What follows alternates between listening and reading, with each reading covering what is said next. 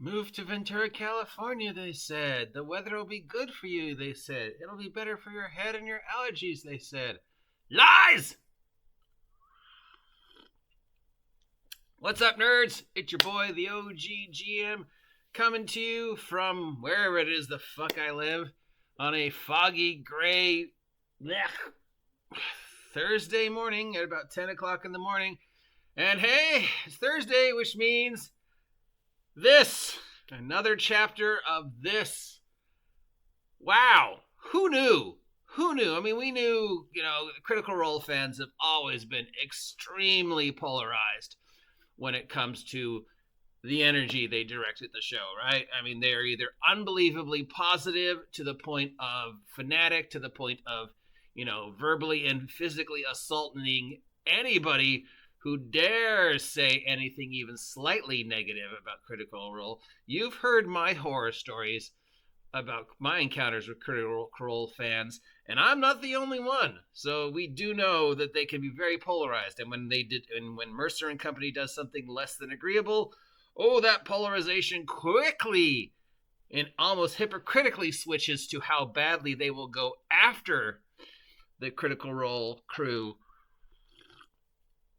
when things go bad, including, the multiple ugly things that have been said about Marissa and Laura and the other one whose name I can't remember.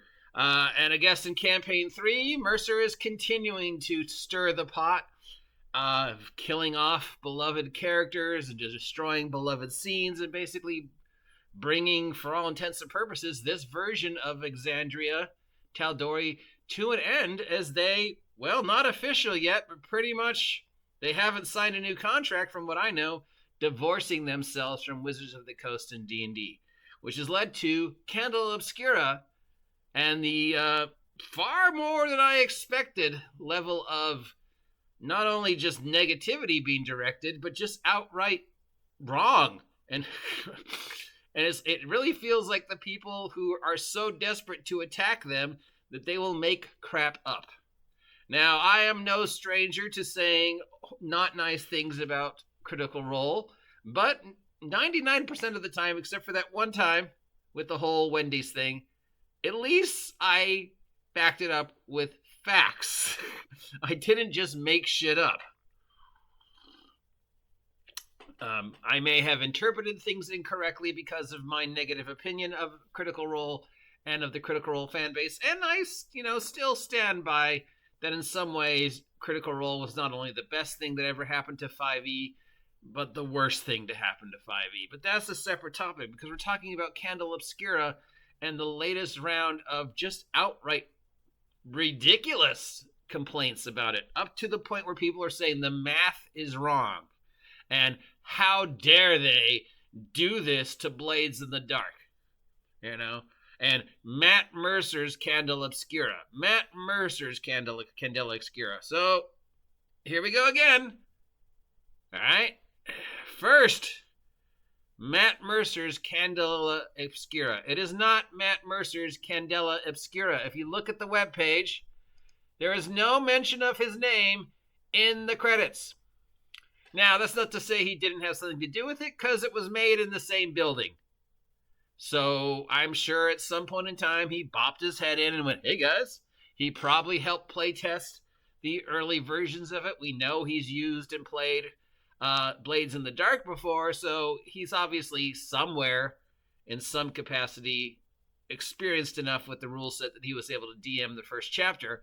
But if you look at design, written, edited, anything, artists, productions, consultants, no mention. So other than the fact that he was in the same building, maybe, no connection between Mercer and what he's doing and Candela Obscura. So, blam.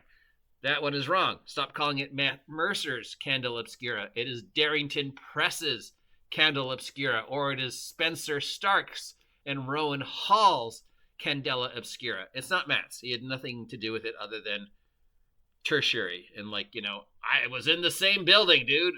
Okay. And probably play tested it. So, yeah. Second, how dare they Blades in the Dark. Man, you guys who used to shit on Blades in the Dark and indie OSR games are now defending the fuck out of a game that most of you've never even played or know anything about, because you have made the connection that it's using a D6 similar system to what Blades in the Dark uses. Well, one, there's only so many ways you can do a D6 dice pool system. It's either roll over, roll under. Okay? I mean, just like there's only so many ways you can do D&D. So every system will eventually look like any other system. So you just found the closest relative of D6 systems and said, oh, you stole this system. How dare you insult this system? Oh, the math is wrong. Why don't you just give the money to the guy who designed Blades in the Dark? Except, of course, the designers, Spencer Stark and Rowan Hall, also used to work on Blades in the Dark. So, yeah, the connections are there because it's made by the same guys who worked on Blades in the Dark and Forged in the Dark and have made tons of product using Forged in the Dark. And they're like, well, why don't you give the guy that created Blades in the Dark credit? They do! They do!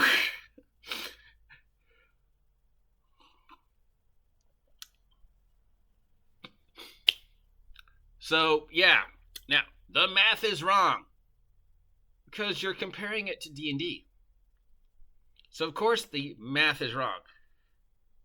That one's not even worth even addressing because the math's not wrong.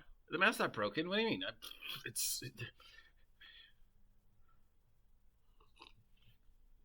You can't say in the same post how great it is, in Blades in the Dark, perfect copy of Blades in the Dark, but the math is wrong. Well, then if it's a perfect copy of Blades in the Dark, that would mean the Blades in the Dark math is wrong, right? So either it is a copy of Blades in the Dark, or it's not a copy of Blades in the Dark. And if the math is wrong, that would mean it's not a copy of Blades in the Dark. But since you guys keep saying it's just a copy of Blades in the Dark, then the math can't be wrong because according to you, they just stole Blades in the Dark from the designer of Blades in the Dark, even though the two guys that wrote it also worked on Blades in the Dark. All right. Number 4, Candela Obscura is a role-playing game. No, it's a setting. It is a setting for the D6 dice pool system, Illuminated Worlds. There will be other settings for Illuminated Worlds besides this one. We are still waiting to see the core rules for Illuminated Worlds, which will be out at Gen Con in August. So the quick start guide for Candela Obscura is not the core rules. It is a setting book. Much the same way WRETCHED Vigilantes is a setting book for the core rules, the WRETCHED role-playing game from Red Room Publishing. So you could play WRETCHED Vigilantes, but you would still need a copy of the core rules, WRETCHED role-playing. Or you could play WRETCHED role-playing and any of the other setting books, like WRETCHED Conspiracies, or GURPS. Any GURPS campaign setting is separate from GURPS. GURPS is still the central engine. So the central engine for Candela Obscura that we're still waiting to see is Illuminated Worlds. This is not an independent game. Illuminated Worlds is a D6 dice pool game. It is not a D20 game. There is still absolutely no connection between anything Darrington Press is doing and Hasbro. In fact, according to my inside sources, and I do have some, pretty much that's done. They have all but signed their names on the divorce papers for ending their relationship with Wizards of the Coast. And if you're going to go cry and whine and go, how dare they? 'Cause it makes the most financial sense. And don't worry, there will still be a campaign for Critical Role. It just might be under, wait for it, Dagger to the Heart! And finally, what's going on with Dagger to the Heart? Dagger to the Heart will be a separate system. It has nothing to do with Candela Obscura. It has nothing to do with Illuminated Worlds. It has nothing to do with Wizards of the Coast. It has nothing to do with Hasbro. And as far as we know, it has nothing to do with 5e. We do not know what system it's going to be, but we're pretty sure it's going to be a D20 system because they want it to be, logic says it'll be close enough to 5e that they can grab the 5e audience that has been watching Critical Role, bring them over to Dagger to the Heart, and they will still understand the basics. So it'll probably be a D system roll under style type game of some sort is the general idea. And my inside sources are as little information as I can get from them, pretty much confirming that it might be a hypothetically D20 system roll under. I'm drinking tea because I'm having a horrible allergy attack. And I'm hoping it'll clear my sinuses. As for the Legend of Zelda game, that was done using Powered by the Apocalypse, a 2d6 system with some modifications, not using Illuminated Worlds or Candela Obscura or 5e or D20. And there was no connection between that it was a one-shot Legend of Zelda that they did and Wizards of the Coast or Hasbro. It was done because Matt Mercer and some of the other members voice characters in the most recent version of Zelda. So Mercer is the official voice currently of the Bane bad guy, and I'm sure Laura and Marissa and those other guys probably voiced some characters too. I could do my due diligence and look it up, but since we're just making shit up about Darrington Press, why not? But we do 100% Mercer voiced the main bad guy. So that is what the open the door. So then the Nintendo and their American production company said, hey, let's do a thing. And they talked, and they officially helped create the license that was used. Why did they pick Powered by the Apocalypse and not any other system?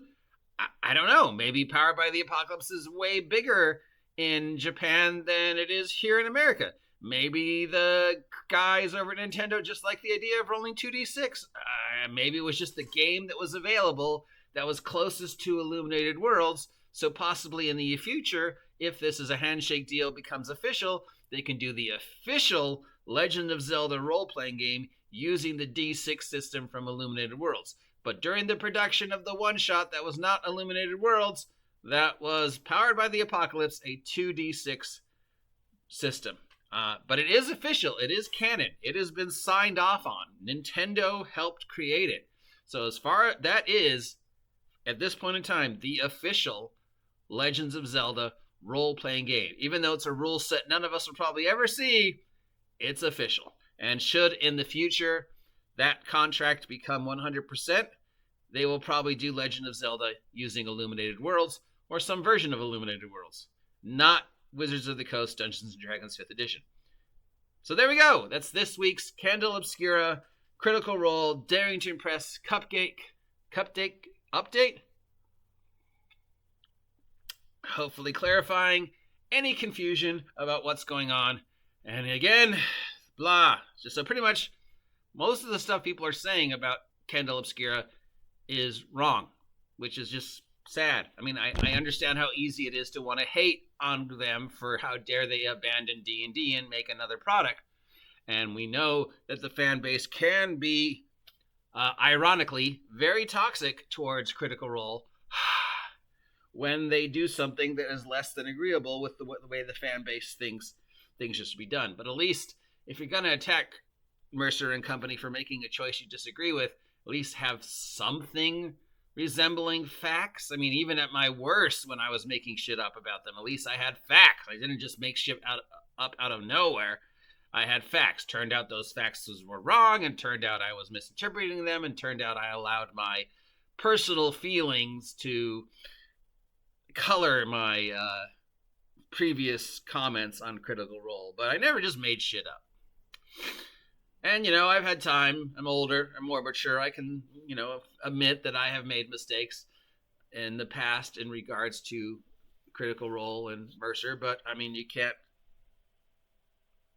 justify that with remembering that my first year or so of interaction with Critical Role and the Critical Role fan base was nothing but negative. I mean, I was physically assaulted, and I wasn't the only one. So, yeah, you guys, Critical Role fan base can be a little extreme.